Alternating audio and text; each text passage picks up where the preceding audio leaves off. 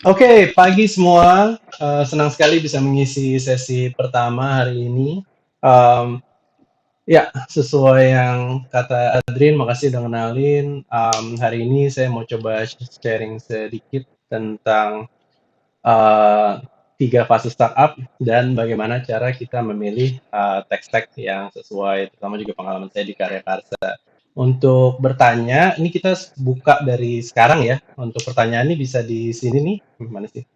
Nah, di sini via Twitter aja hashtag livecamp ID @rajasa. Jadi saya bisa monitor juga. Terus lalu pertanyaannya apa gitu. Nah, silahkan bertanya sepanjang talk ini. Nanti di akhir talk ada 15 menit waktu untuk melakukan pertanyaan. Oke, kita langsung mulai aja ya. Nah, kira-kira seperti ini. Oke, tiga fase startup.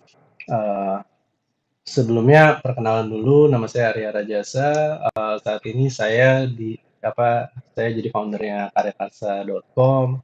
Sekilas aja Karyakarsa itu apa sih? Gitu. Karyakarsa itu di sini kita mencoba untuk membantu kreator mendapatkan dukungan langsung dari fansnya. Gitu. Jadi berbeda sama sosial media yang lain di mana itu adalah media untuk ekspresi. Karyakarsa ini lebih ke memberikan pendapatan alternatif.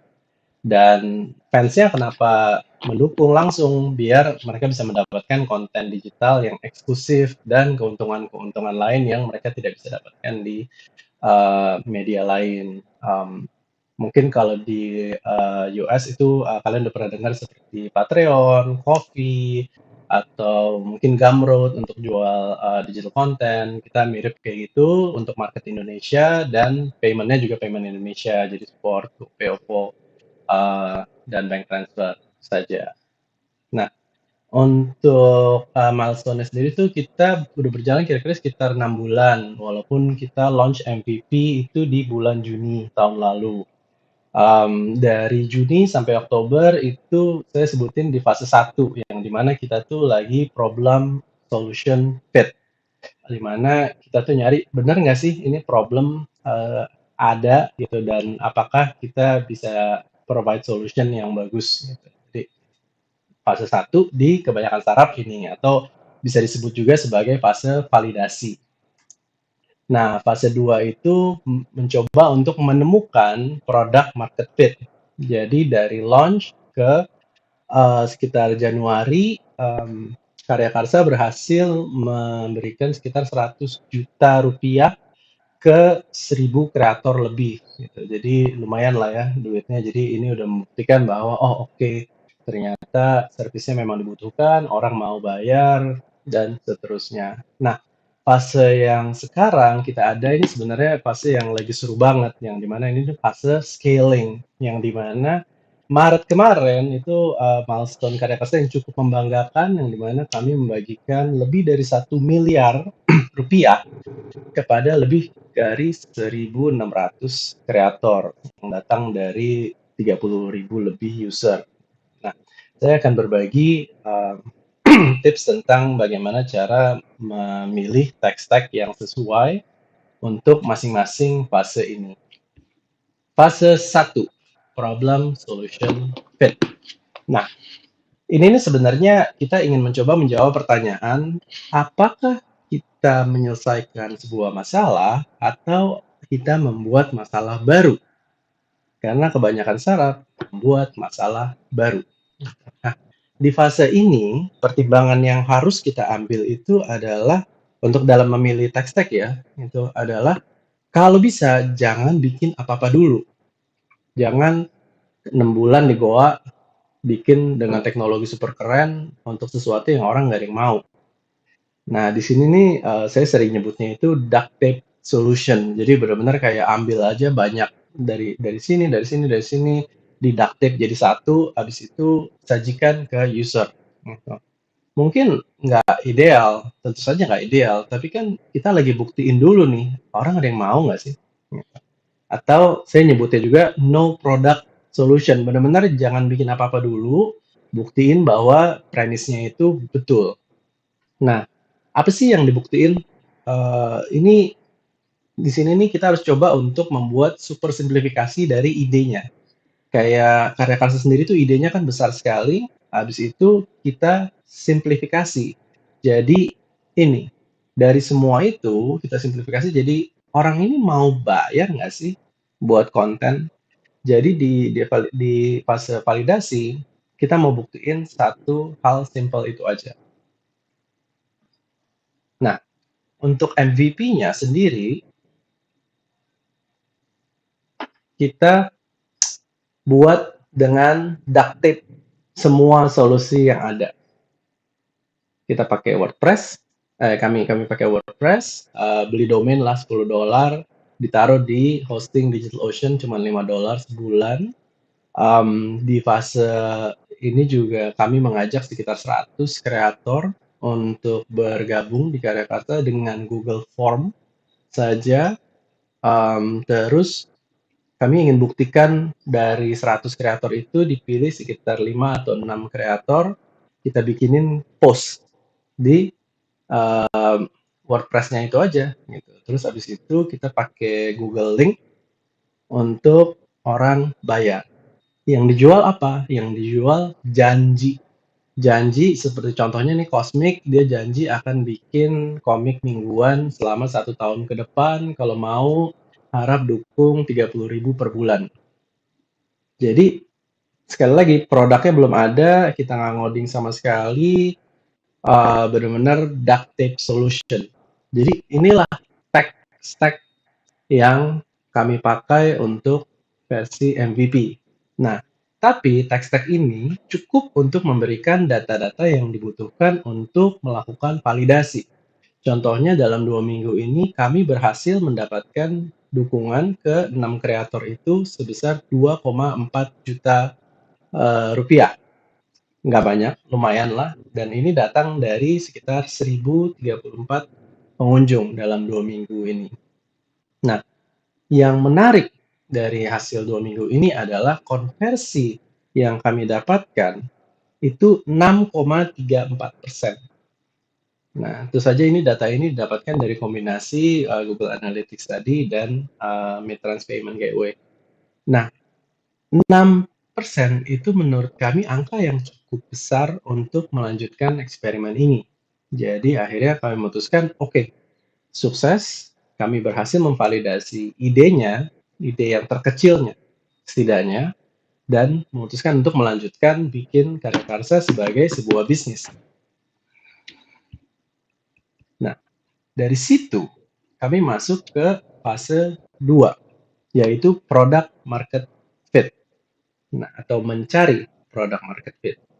Kita udah tahu problemnya orang mau di-solve, tapi kan kita nggak tahu gimana caranya solve produknya yang sesuai.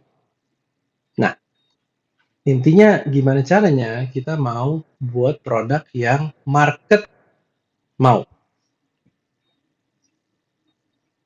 Di sini fokus kami dalam melakukan pengembangan dan pemilihan tech stack itu adalah fokus di kecepatan dari pengembangan itu sendiri.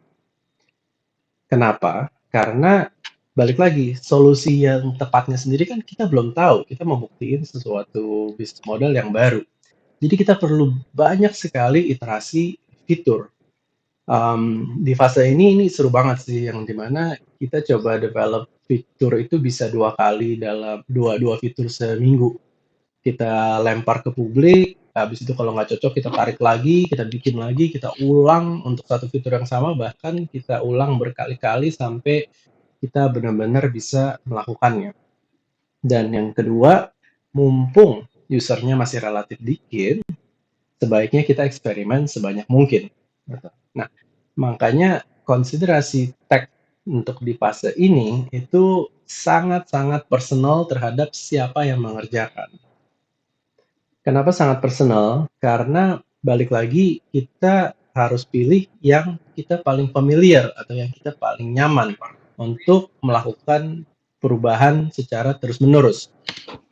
Yang Karya Karsa pilih, yang saya pribadi pilih untuk mengejar produk market fit itu ada 2 teknologi ini utamanya ya kira-kira, yaitu Vue.js dan Laravel. Nah, kenapa Vue.js? Jadi sedikit cerita aja, perusahaan saya sebelumnya, Tisdot.co.id itu dibangun dengan Angular 1. Nah, problemnya waktu bikin Karya Karsa, Angular 2 udah launch dan nggak segampang yang saya kira gitu. Jadi akhirnya saya memutuskan ya udahlah kalau mau belajar sekalian belajar bahasa baru. Nah, saat itu pilihannya itu antara Vue.js dan React. React memiliki learning curve yang lebih tinggi, setidaknya buat saya pribadi kira-kira seperti itu. Jadi saya berpikir, oh Vue.js aja nih lebih gampang, ngajarin orang juga mungkin jadi lebih gampang karena saya bisa, kan sekali lagi personal ya gitu. Dan dengan eksperimen bisa jauh lebih cepat mengeluarkan fitur baru. Dan yang kedua, basis penggunanya lumayan tinggi dan di Indonesia banyak penggunanya. Jadi ketika nanti saya pada saat itu ya, ketika saya mikirnya ketika nanti saya mesti hiring orang, tidak akan sesulit dengan framework lain. Mungkin ya, mungkin. Tapi sekali lagi, ini adalah keputusan yang sangat personal. Gitu. Dan kalau Laravel sendiri itu kenapa sih? Karena pertama saya udah pakai Laravel lebih dari 5 tahun, gitu. Dan backend tuh penting banget untuk get it right the first time, kan? Makanya.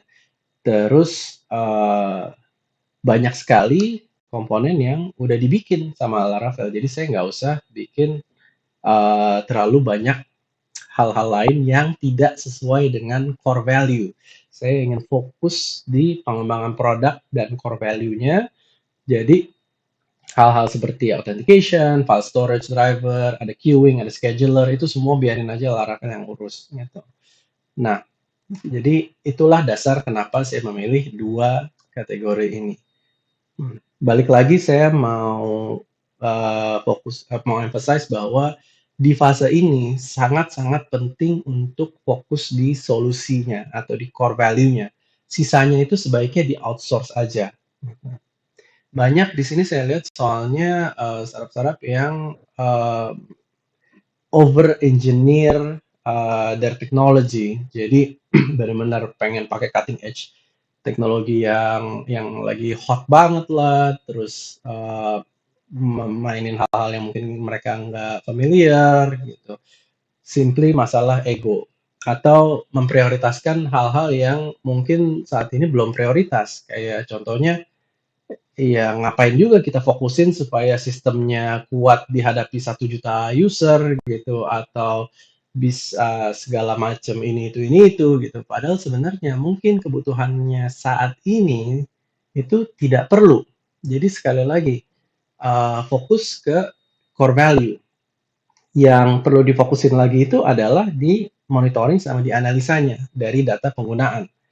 Waktu fase ini, Karya Karsa bahkan tidak punya admin dashboard sendiri. Jadi kami pakai Metabase. Kenapa? Supaya tim marketing sama tim marketing promotion sama tim manajemen bisa ikut terjun untuk mengolah datanya dan bisa memvisualisasikan datanya itu sendiri.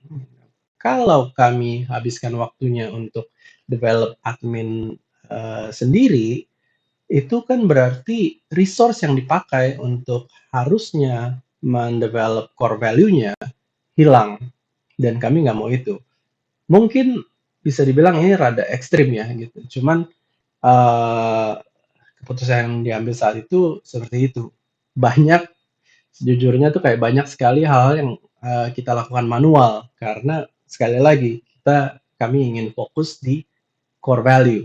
Sisanya pakailah layanan yang udah ada. Nah, di kategori ini sebenarnya banyak sih layanan yang lain yang bisa dipakai kayak Mixpanel, kayak Segment, kayak bahkan kayak kalau kalau backend itu bukan fokusnya ya udah pakai Firebase aja, pakai banyak hal yang udah ada kok di sini, tinggal pakai.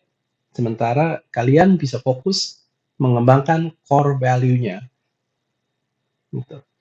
Nah, fase 3 ini mulai unik ya ke startup-startup, maksudnya ini mulai unik ke startup apa yang kalian bangun, karena scaling ini problemnya beda-beda banget untuk masing-masing startup. Setidaknya ini pengalaman saya sekitar 15 tahun bikin software. Nah, untuk Karya Karsa sendiri, problem utamanya waktu scaling itu adalah di lonjakan traffic-nya. Karena kami bekerja sama dengan banyak kreator yang followernya, yang subscribernya itu jutaan.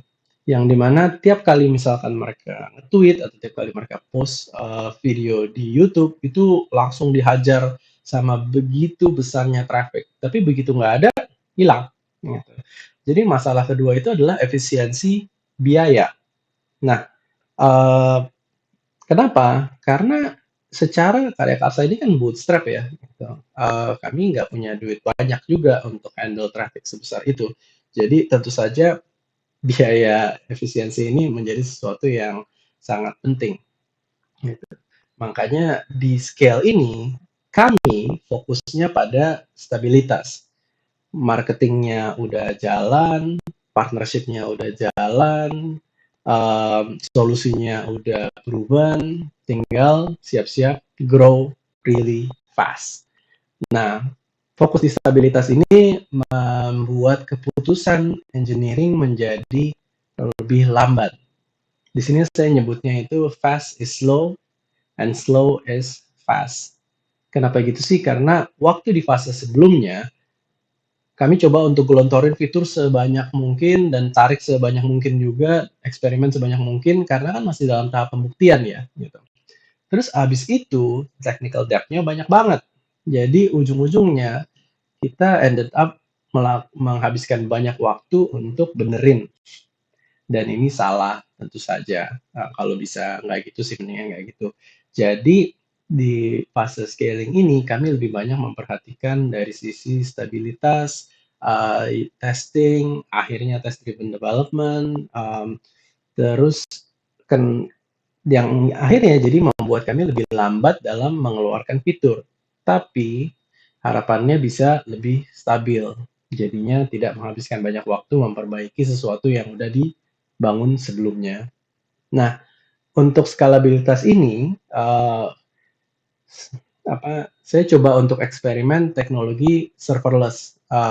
Kenapa? Karena secara ide enak banget sih, dan ini juga rekomendasi dari tim AWS-nya juga gitu yang kita pakai. Untuk backend kita coba untuk pakai Lambda sama API Gateway, untuk frontend kita coba pakai Amplify gitu. Dan konsiderasinya itu adalah yang di bawah itu ya, basically nggak perlu banyak-banyak ribet ngurusin segala macem. CI/CD-nya udah diurus, crowd infrastrukturnya lewat CDK, gitu. Deployment-nya nggak ada gitu. Memang dibikin untuk satu orang aja bisa handle gitu. Jadi di sini kebetulan saya sendiri yang coba untuk eksperimen dan saya suka banget sama hasilnya. Nah, kebetulan banget Februari Karya Karsa partneran sama Raditya Dika yang dimana dia ingin menjual stand up comedy spesialnya dia. Gitu. Jadi akhirnya kita setuju bikin partnership dengan Raditya bikin ceritacintaku.com powered by Karya Karsa. Nah, ini mungkin salah satu highest, ya probably the highest profile creators yang kita kerjasama ya, gitu. Mengingat dia punya 8 juta subscriber di YouTube. Gitu. Jadi kami harus benar-benar make sure sistemnya siap untuk menghadapi lonjakan traffic yang datang dari dia gitu. Nah, it's crazy sih. Pas launch day itu kita sempat kena concurrent usernya tuh sampai 3 ribuan. Udah takut aja sih servernya crash, untungnya enggak. Gitu. Dan kira-kira satu hari itu sekitar 60 ribuan user lah gitu pas launch day.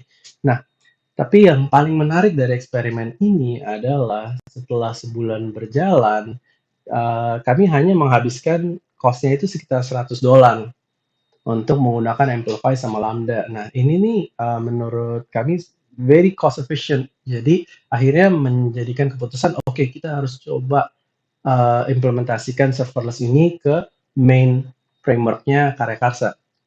Nah, problemnya adalah ini kan teknologi baru semua ya, kan kita nggak bisa main rewrite semuanya. Gitu. Untungnya dari basis teknologi yang kami pakai ada workaround workaround-nya yang bisa digunakan untuk bisa dibilang ke arah serverless lah gitu, tapi mungkin nggak sepenuhnya.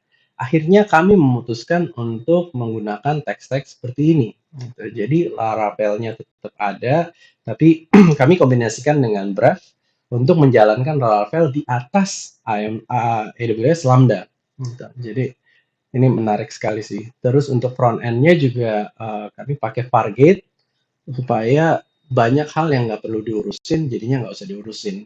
Sisanya sih relatif sama lah gitu. Nah, jadi kira-kira semua keputusan yang kami ambil itu didasarkan dari pembelajaran dari masalah yang dihadapi sebelumnya dan ya akhirnya gimana caranya kita bisa solve. Oke, eh, sekian saja presentasi saya, tapi untuk ngerangkum sih kira-kira seperti ini, very simple, it's not rocket science. Yang pertama, gunakan teknologi itu secara tepat guna. Gitu. Dan yang kedua, saya mau emphasize lagi, harap disesuaikan penggunaan teknologi dengan prioritas perusahaan, bukan dengan ego sendiri. Gitu. Dan yang ketiga, ya buat semua orang yang udah pernah jalan startup ini udah pasti tahu bahwa things will break, pasti akan ada masalah, mau udah dipikirin kayak gimana pun juga ya tetap pastinya akan ada masalah, and that's okay, jadi perbaiki aja and then belajar dari kesalahan. Itu aja dari saya. Kalau ada pertanyaan harap langsung ke Twitter aja pakai hashtag livecamp, mention saya @rajasa, nanti akan saya coba jawab di 15 menit ke depan. Terima kasih.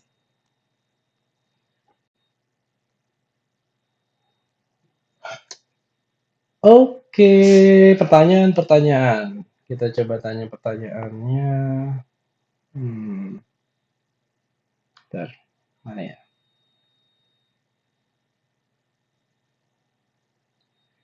Tududududu. Ya, jangan lupa pertanyaan ada di sini.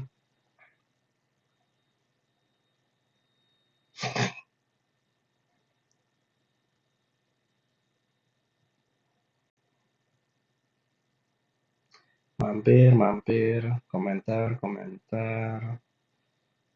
Hmm.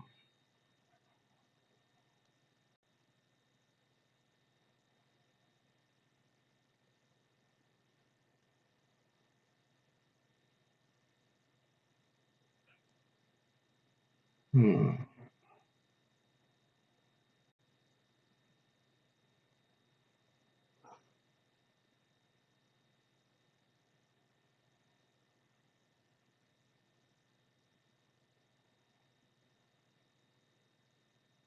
Oke, sebentar.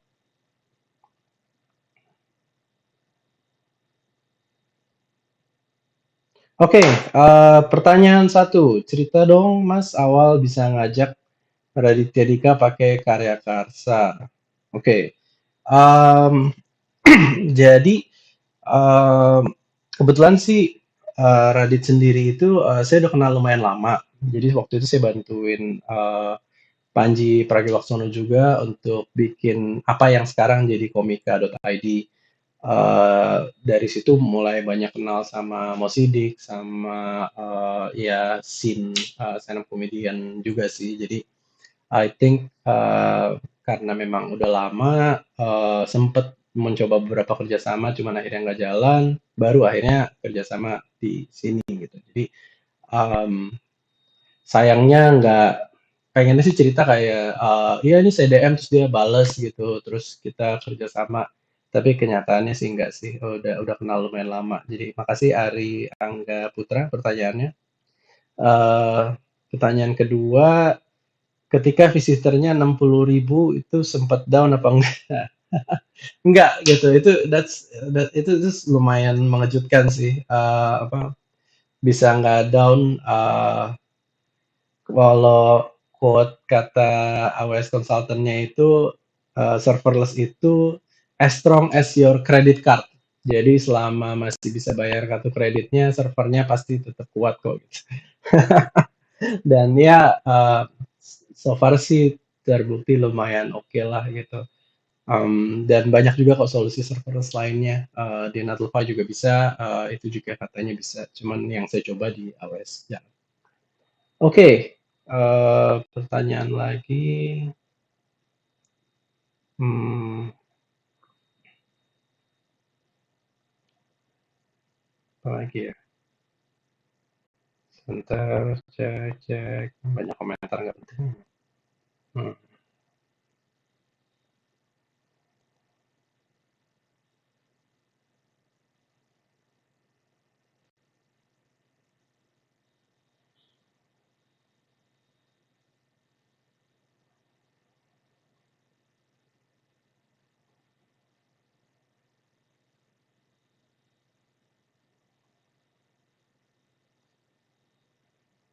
Oke, satu lagi,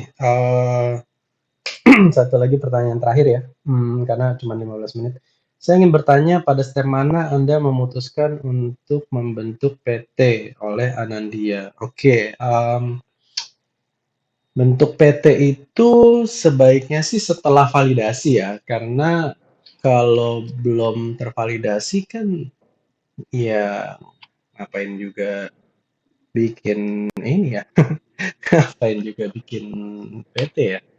Jadi coba validasi idenya, minimal ada domain atau ada brand, setelah itu bikin PT. Intinya sih PT itu butuhnya kalau misalkan udah mulai ngasilin duit atau udah perlu menarik uang, itu mulai harusnya ada PT. Basically sih basisnya sih kayak gitu. Oke, sudah selesai. Terima kasih banget udah ngikutin sesinya dan pertanyaannya. Saya akan serahkan lagi ke host kita, Adrin. Hmm, eh,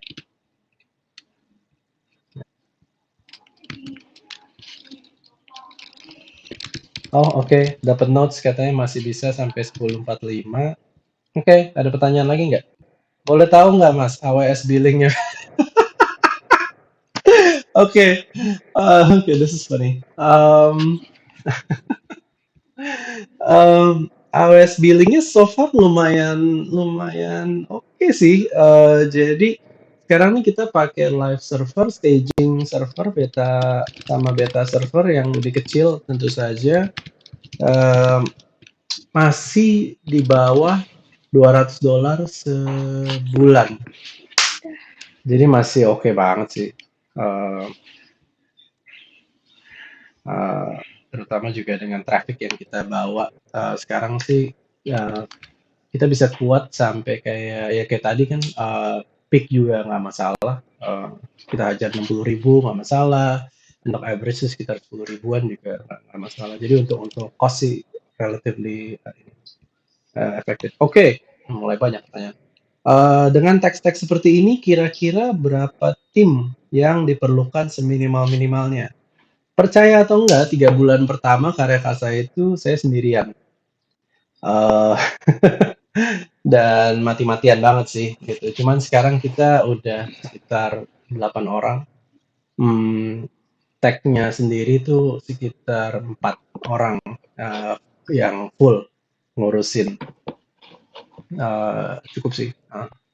Makanya penggunaan teknologi apa pemilihan teknologi itu penting banget sih untuk memastikan kita nggak perlu terlalu banyak orang untuk handle. Oke, satu lagi di awal pengembangan dengan design sprint dan design thinking. eh Oleh Ziker. Jujur ya, jujur di awal pengembangan itu dengan business thinking. Jadi kita benar-benar mikir apa yang paling cepat dan paling bikin kita cuan aja sih. Jadi mohon maaf saya bukan CTO yang role model kayaknya karena tidak memikirkan hal-hal seperti itu. Oke, satu lagi. Wah, mulai rame. Mas bisa share pada fase-fase itu pembagian role engineering-nya gimana dan kapan mulai rekrut lagi? Oke, oleh Dani Dev.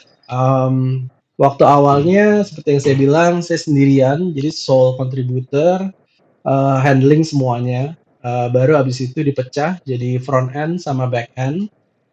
sama DevOps. Jadi akhirnya kita pecah jadi 3 itu sih, gitu. Nah, kita recruiting-nya benar-benar sesuai role-nya. Dari 3 itu ya kita tambah, front end-nya lagi, untuk back end-nya tuh masih 1 orang, DevOps-nya 1 orang. Jadi sekarang itu. Oke, lagi. Sukses matrix yang dipakai di setiap stage itu berbeda atau tidak? Kalau metrik untuk stage scale ini, kalau boleh tahu apa oleh Patrick Mugros? Oke, beda banget sih, beda banget. Waktu kita di fase validasi, em, kami cuma ingin yang pertama tuh visitor sama transaction sama conversion gitu. Targetnya itu kita maunya transaksinya ada di atas 100, karena kan ya masih awal banget lah, plus konversinya kita mau di atas 3% gitu. Ternyata, transaksinya itu 126, terus, conversion-nya itu 6,34%, jadi itu sukses gitu. Nah, waktu kita fase product market fit itu fokusnya itu di retention. Kita mikirnya ini orang stick nggak sih, bakal pakai nggak sih gitu. Jadi kita make sure orang itu dalam 3 bulan minimal support sekali gitu. Jadi actively support apa enggak gitu. Jadi fokusnya di situ. Nah, kalau scaling itu udah jadi weekly target sih. Kita coba untuk targeting growth user support transaction basically ya intinya apapun North Star metric kalian itu tumbuh 7% per minggu gitu. Nah, di fase scaling ini kita sempat tumbuh bahkan sampai ke 30% per minggu gitu. Satu kuartal kemarin itu bahkan kita tumbuh 30 kali gitu. Jadi ya itu well above expectation.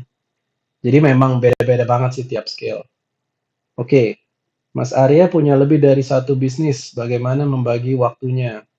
Eh, Kurangi waktu tidur. Enggak. Apa?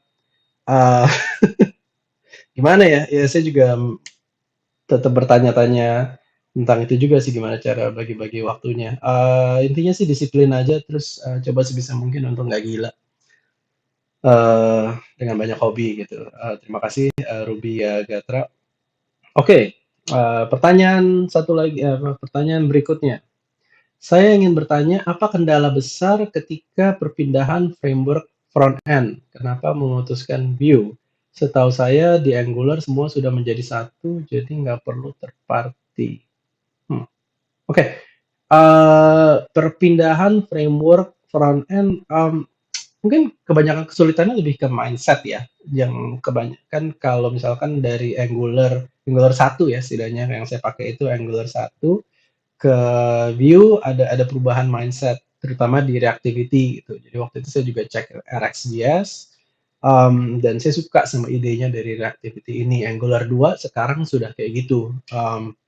Jadi kendala besarnya sebenarnya di perubahan mindset-nya sendiri, bahwa banyak hal yang kita udah biasa tahu, berubah jadi sesuatu yang beda banget. Apalagi kalau misalkan dari PHP ke Vue.js gitu misalkan, itu mungkin akan lumayan susah sih. Gitu. Jadi kendalanya sebesar di situ. Kalau Angular-nya sendiri, saya bukan expert di Angular, terutama Angular 2 ya, mungkin yang udah lebih baru, jadi kurang bisa jawab untuk itu sih. Gitu. Oke, terima kasih Afifa Vianoni 8. Maaf, ya.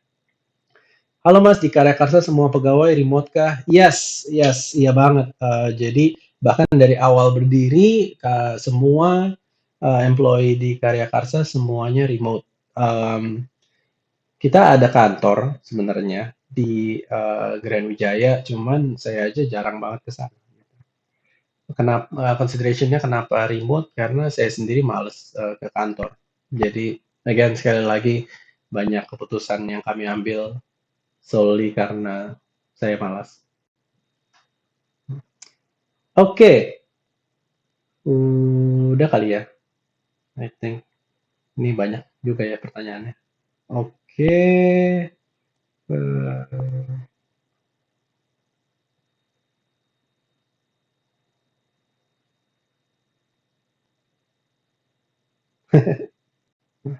Oke, cukup kali ya.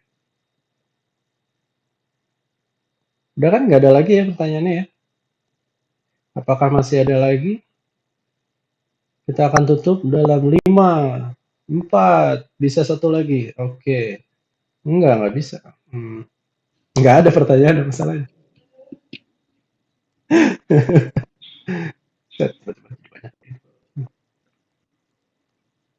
Oke, eh, cukup kayaknya ya. Eh, Terima kasih banget nih. Tiba-tiba langsung banyak pertanyaannya, semoga terjawab. Kalau misalkan ada pertanyaan yang belum terjawab, boleh mention saya aja. Nanti saya coba jawab deh. Oh, ada satu lagi. Penyampaiannya humble banget, Mas. Makasih. Ya, saya ingin bertanya pengalaman kehandalan selama penggunaan sistem serverless sampai saat ini. Oke, pengalaman kehandalan itu apa ya? Eh, so far sih oke banget ya untuk serverless. Mungkin problemnya beberapa problem yang kita pakai pas serverless itu adalah pertama debugging agak susah, terutama di Indonesia nih koneksi internet kan lumayan jelek ya. Jadi kalau serverless tuh kita mengharuskan semua kode untuk dilempar ke online. Jadi kalau misalkan bekerja di koneksi yang kurang bagus itu sangat-sangat eh, nggak enak banget sih, sangat-sangat kurang mengenakan. Jadi jeleknya sih di situ. Terus yang kedua, eh, teknologinya relatif baru, jadi mungkin kalau googling jawaban biasanya nemunya orang yang nanya hal yang sama terus nggak ada jawabannya gitu. Jadi suka dukanya di serverless sih itu sih gitu. Jadi banyak yang akhirnya kita coba untuk solve sendiri kayak gitu. Oke, gimana tentang security? Waduh, ini pertanyaan sejuta umat banget ini security. Untuk security itu ongoing issue lah untuk semua startup juga ya. Bahkan startup seperti unicorn juga tetap ada masalah kok di situ. Kami sendiri sih coba untuk auditing sistem per versi untuk cek apakah ada isu apa enggak gitu. Banyak juga jasa-jasa white hat security expert yang kalian bisa hire untuk mendapatkan perspektif dari pihak luar gitu. Jadi itu juga berguna banget sih. Kita beberapa kali pakai untuk lihat ada hole di mana apa enggak gitu. Banyak juga yang menyarankan menggunakan bounty gitu. Kebetulan kita belum ada karena budgetnya sendiri juga belum ada ke arah sana gitu. Tapi kalau ada sih ini, kalau ada sih ya boleh pakai sih. Gitu. Oke, udah ya. Oke, oke, oke, oke.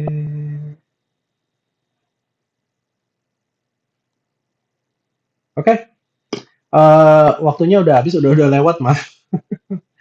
Aduh. Oke, ya kayaknya udah cukup ya. Again, sekali lagi kalau misalkan ada pertanyaan yang saya belum bisa jawab, nggak apa-apa tetap aja taruh hashtag #livecamid@rajasa, nanti saya akan coba jawab langsung di Twitter gitu. Ya nggak hari ini juga boleh sih, next time kalau mau nanya, nanya aja di Twitter, saya akan coba bisa jawab.